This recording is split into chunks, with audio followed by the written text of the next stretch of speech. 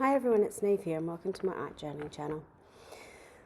Today we're going to be working on a denim page and creating a really quick monochromatic page. So I'm starting off on my denim page and popping down a layer of clear gesso. The reason I'm doing that is obviously denim is a type of material. You can paint straight onto it, which is fine, but it will also absorb a lot of the acrylic paint and take a little bit longer to dry. So if you've got a sealed surface that you can begin on, that's going to help you a lot. Now this gesso that I'm using is actually quite gritty. It really doesn't matter what sort of clear gesso you're using because the denim itself has quite a lot of texture on it anyway, so use whatever you've got. You can see it's not particularly dry. It will dry clear, but I'm not patient, so I left it and continued on looking for what I wanted to find. So I was trying to find the collage image I wanted, which is this gorgeous girl from Niamh scrapbooking, who's got these beautiful oranges on it. One of the first things I'm doing is painting out the back of the image with white gesso. Now the reason for that is because of the print itself. I want it to stand out. I don't want the colour to sort of absorb back in. Because the blue of the denim is so dark, I suppose, once you wet or glue down the collage image, it goes a little bit more translucent, so obviously that colour from the background is going to come through. So painting it white is just a really easy way to maintain that colour.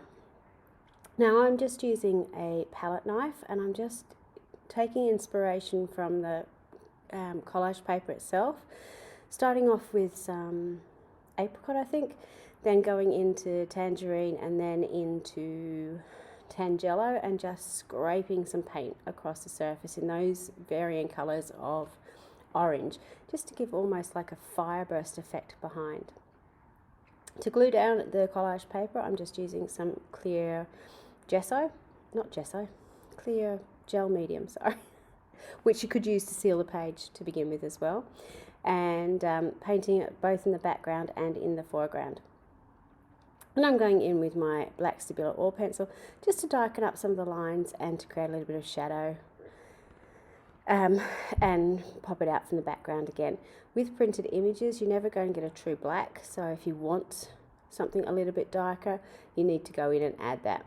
So you can see here, I've wet my pencil, just dipping it straight into my water tub, and that's helping give me a lovely soft look to my end image. Then I'm drying it off again because I'm very impatient and can't wait, and making sure it's right for my next layer. Getting tongue-tied today. So this is a stencil again from Niamh. Beautiful minds inspire others, which I thought was a good one for this.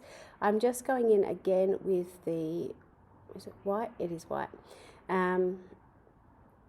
Just to give a little bit of a base to what I'm doing, and then I'm using some of these heights to sort of have this little burst around, which I really like. You can see I'm not necessarily using very much paint. I'm just using what's left up on my sponge because I don't want it to be completely in your face. It's just this little burst of flutter coming out from her to sort of surround her a little bit.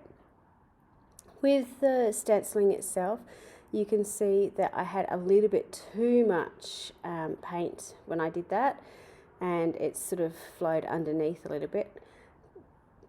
Yeah, it's annoying, but I can live with it.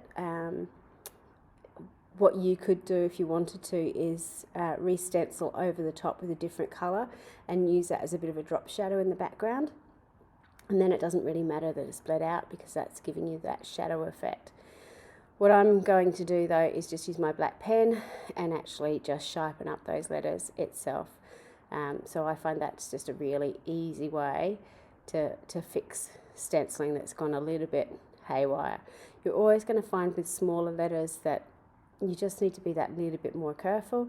Part of the reason too that this may not have been as clean a stencil as clean stenciling as usual is because my stencil wasn't clean. So it might have had lumps and bumps underneath it where the paint sort of bled underneath. So it's a good reason to clean your stencils. I never do, but it's a good reason to clean your stencils. Just to finish off the piece, I'm going in with my black pen. I liked how it looked on the words, so I just wanted to sharpen up my little heights as well. And then I'm just going in with a little bit of gold. So that's my chrome pen from Life of Colour, just to add some dots into the background and to pop them out. Add that little bit of fire burst onto the page. So you can see the beautiful collage image and how it's blended into the background, how those colours have been picked up, and how you've got the texture from the denim in the background. So I hope you have a go at this. I know the denim pages are quite scary to create on sometimes, but this is a really, really simple way for you to create an awesome page without having to think too much about what you're doing, because the collage papers themselves help you pick the colours you're going to use in the background. Thanks so much for watching. Until next time, bye for now.